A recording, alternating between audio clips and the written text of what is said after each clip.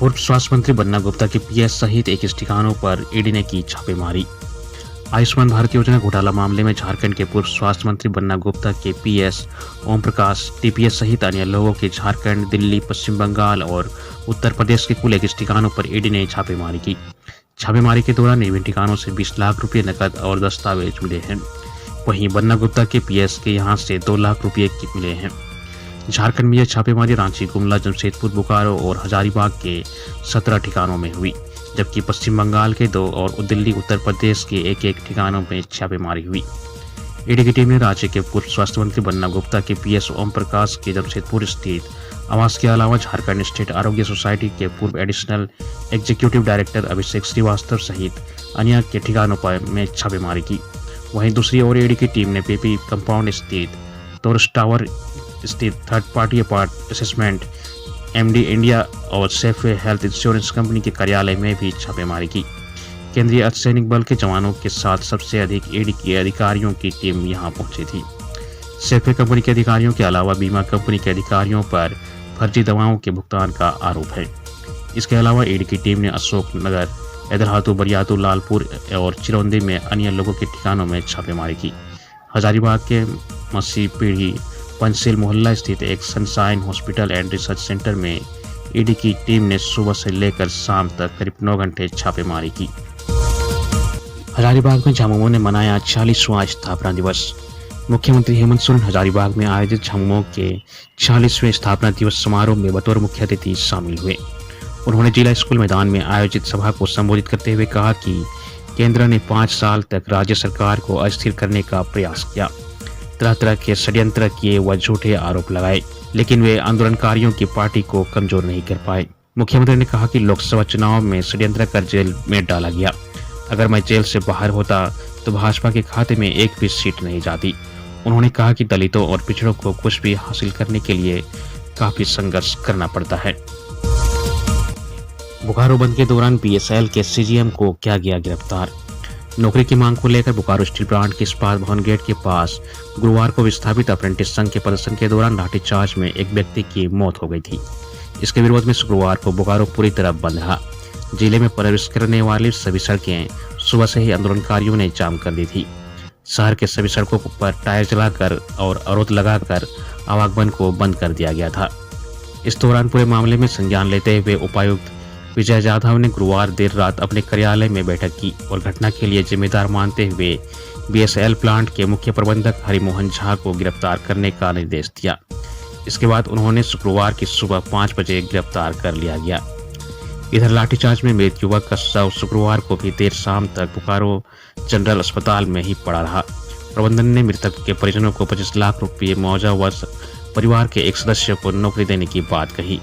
वहीं परिजन 50 लाख मुआवजा की मांग कर रहे थे।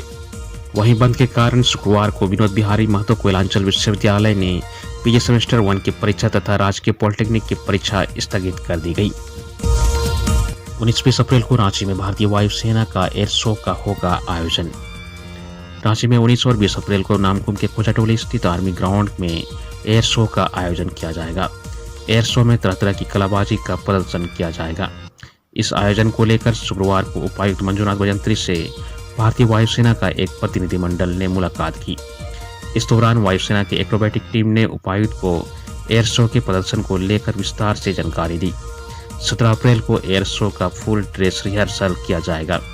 इस पर भी वायुसेना के अधिकारियों ने उपायुक्त से संबंधित जानकारी को साझा किया। उपायुक्त ने वायुसेना के अधिकारियों को आश्वस्त किया कि जिला प्रशासन की तरफ से हर संभव मदद दी जाएगी। वैज्ञानिक सहायक के 23 पदों पर नियुक्ति के लिए आवेदन आमंत्रित। झारखंड राज्य विधि विज्ञान प्रयोगशाला में वैज्ञानिक सहायक के नियमित व बैकलॉग के रिक्त 23 पदों पर नियुक्ति की जाएगी। इसके लिए झारखंड वैज्ञानिक सहायक प्रतियोगिता परीक्षा 2025 के तहत ऑनलाइन आवेदन आमंत्रित किए गए हैं। अभ्यर्थी 2 मई से लेकर 2 जून तक आवेदन कर सकते हैं। आवेदन पत्र आयोग की वेबसाइट पर लॉगिन करके समर्पित किया जा सकता है। 4 जून तक परीक्षा शुल्क का भुगतान तथा फोटो व हस्ताक्षर अपलोड कर आवेदन का प्रिंट आउट लेने के लिए 6 जून तक लिंक उपलब्ध रहेगा। बाबूलाल मरांडी ने कहा, झारखंड के युवा रोजगार के लिए पलायन को मजबूर। नेता प्रतिपक्ष व प्रदेश भाजपा अध्यक्ष बाबूलाल मरांडी ने कहा है कि झारखंड में बेरोजगारी की स्थिति गंभीर है। श्रम विभाग के ताजा आंकड़ा के अनुसार राज्य में 3,44,823 लोग नौकरी की तलाश में हैं। इनमें 2,45,420 पुरुष और 99,383 महिलाएं शामिल हैं। यह आंकड़े राज्य में रोजगार संकट की गंभीरता को दर्शाते हैं, लेकिन सरकार की ओर से इसे दूर करने के लिए कोई ठोस और प्रभावशाली कदम नहीं उठाए जा रहे हैं। उन्होंने कहा कि बेरोजगार युवा राज्य से बाहर पलायन करने के लिए मजबूर हैं। युवा निराशा में गिरकर अस्थायी और कम वेतन वाली नौकरियों को अपनाने के लिए विवश है। प्रतिपक्ष के नेता ने कहा कि राज्य में शिक्षित बेरोजगारों की संख्या तेजी से बढ़ रही है। लाखों युवा उच्च शिक्षा प्राप्त कर रहे हैं, लेकिन उनके लिए भी उपयुक्त नौकरियां की कमी है। आर्मी जवान को जेल भेजने के मामले में जुगसराय थाना प्रभारी समेत 8 निलंबित। भारतीय सेना के जवान सूरज राय के साथ थाना परिसर में मारपीट व जेल भेजने के मामले में जोनल आईजी की रिपोर्ट पर शुक्रवार को एसएसपी किशोर कौशल ने जुगसराय थाना प्रभारी सचिन कुमार दास समेत 8 पुलिसकर्मियों को निलंबित कर दिया है। इस मामले में एसएसपी ने जुगसराय थाना प्रभारी सचिन कुमार दास के अलावा एसआई दीपक कुमार महतो, तपेश्वर बैठा, शैलेंद्र कुमार नायक, कुमार सुमित, मंटू कुमार समेत 2 आरक्षी शैलेश कुमार सिंह और शंकर कुमार को निलंबित किया गया है। मालूम हो कि गत 19 मार्च को डीजीपी के निर्देश पर zonal IG Akhilesh Jha, Kolhan DIG Manoj Ratan Chothe ने घटना की जांच की थी। जांच के दौरान पाया गया कि सूरज राय को फोन कर थाना बुलाया गया था, जिसके बाद उसके साथ मारपीट की गई थी। 14 मार्च को होली के दौरान जुगसराय के विद्या व्यवसायिनी मंदिर के पास कपली थाना प्रभारी सोनू कुमार का कुछ युवकों से विवाद हो गया था। सहारा समूह निवेशकों के डूबे करोड़ों रुपये से जुड़े मामले की होगी जांच। सहारा समूह में निवेशकों के डूबे करोड़ों रुपये से जुड़े मामले की जांच और निवेशकों के पैसे वापस लाने की दिशा में कार्रवाई के लिए आयोग के गठन के लिए पुलिस मुख्यालय ने प्रस्ताव तैयार कर सरकार के पास भेजा है। यह प्रस्ताव डीजी अनुराग गुप्ता ने तैयार किया है। प्रस्ताव गृह विभाग के माध्यम से सरकार को भेजा गया है। प्रस्ताव में आयोग के अध्यक्ष के रूप में हाईकोर्ट के जज को नियुक्त करने की अनुशंसा की गई है, जबकि सदस्य के रूप में राज्य सरकार की ओर से सचिव रैंक के एक अधिकारी, चार्टर्ड अकाउंटेंट, अधिवक्ता और एनजीओ से जुड़े लोगों को शामिल करने की अनुशंसा की गई है। सरकार से आयोग के गठन की मंजूरी मिलने के बाद आयोग सहारा समूह द्वारा झारखंड के निवेशकों के लिए गए लेन देन और कितने निवेशकों से पैसा ठगा गया है, इसकी जांच करेगी। नामकुम थाना के दरोगा 30,000 रुपये रिश्वत लेते हुए गिरफ्तार। रांची नामकुम थाना के सब इंस्पेक्टर चंद्रदीप प्रसाद को शुक्रवार को एसीबी की टीम ने 30,000 रुपये रिश्वत लेते हुए गिरफ्तार किया। उसकी गिरफ्तारी बूटी मोड़ के समीप से हुई। वह दहेज मामले के आरोपी उत्तर प्रदेश के बलियाडेरा निवासी आशीष कुमार यादव से केस मैनेज करने के एवज में 1 लाख रुपये मांग रखा था। इसी केस को मैनेज करने के एवज में वह किस्त के रूप में 30,000 रुपये आशीष से ले रहा था। एसबी अधिकारियों के अनुसार आशीष की शादी नामकुम थाना क्षेत्र निवासी युवती से तय की हुई थी। नवंबर 2023 में छेका भी हुआ था, लेकिन कुछ कारणों से छेका टूट गया। इसके बाद युवती के पिता आशीष के खिलाफ 8 जुलाई 2024 को दहेज को लेकर केस दर्ज करा दिया। इस केस का अनुसंधान चंद्रदीप कर रहे थे।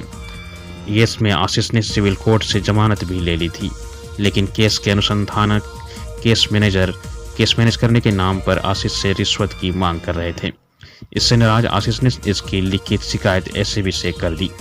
शिकायत के आधार पर जब एसीबी ने मामले की जांच शुरू की, तब जांच के दौरान रिश्वत मांगने का आरोप सही पाया गया।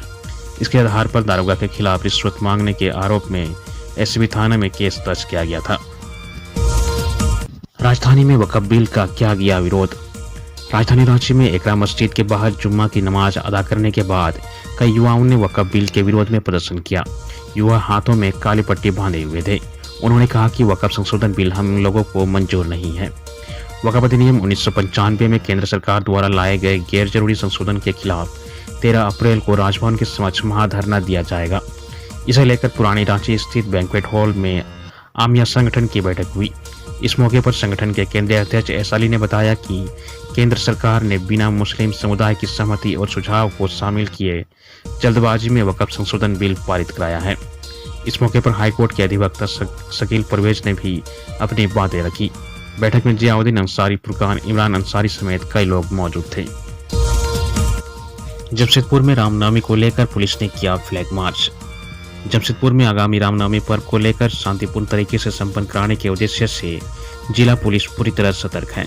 शुक्रवार को एसएसपी किशोर कौशल ने टाइगर मोबाइल, पीसीआर और सादे लिबास में तैनात किए जाने वाले पुलिसकर्मियों को आवश्यक दिशा निर्देश दिए। एसएसपी ने कहा कि जुलूस के दौरान सभी पुलिसकर्मी पूरी सतर्कता बरतें और किसी भी संदिग्ध गतिविधि की जानकारी तत्काल पुलिस कंट्रोल रूम, संबंधित थाना और वरीय अधिकारियों को दे। उन्होंने बताया कि सादे लिबास में पुलिसकर्मी भीड़ में शामिल होकर निगरानी रखेंगे। इस अवसर पर city SP Kumar Shivashish, DSP CCR Manoj Thakur समेत अन्य पदाधिकारी मौजूद थे। ब्रीफिंग के बाद एसएसपी और सिटी एसपी कदमा थाना पहुंचे और वहां से रानी कुदर होते हुए शास्त्री नगर क्षेत्र में फ्लैग मार्च किया। इधर एसएसपी के निर्देश पर जिले के सभी थाना क्षेत्रों में शुक्रवार शाम पुलिस ने पैदल गश्ती की और आम नागरिकों से रामनवमी पर्व को शांतिपूर्ण और सौहार्दपूर्ण माहौल में मनाने की अपील की। रामनवमी शोभा यात्रा वाले मार्गों में 40 जगहों पर रहेगी पानी टैंकर की व्यवस्था। राजधानी रांची में रामनवमी को लेकर रांची नगर निगम में प्रशासक संदीप सिंह की अध्यक्षता में रामनवमी आयोजन समितियों की बैठक हुई। इस दौरान सभी समितियों से सुझाव लिए गए। प्रशासक ने बताया कि रामनवमी व चैती दुर्गा पूजा को लेकर रांची नगर निगम की टीम को युद्ध स्तर पर सफाई समेत अन्य व्यवस्थाओं का निष्पादन करने का निर्देश दिया गया है। रामनवमी शोभा यात्रा के मार्गों पर पेयजल के लिए 40 स्थलों पर पानी टैंकर के और 10 स्थलों पर चलंत शौचालय की व्यवस्था की जाएगी। बैठक में एसडीओ उत्कर्ष कुमार, अपर प्रशासक संजय कुमार, उप प्रशासक रविंद्र कुमार, उप प्रशासक गौतम कुमार साहू आदि उपस्थित रहे।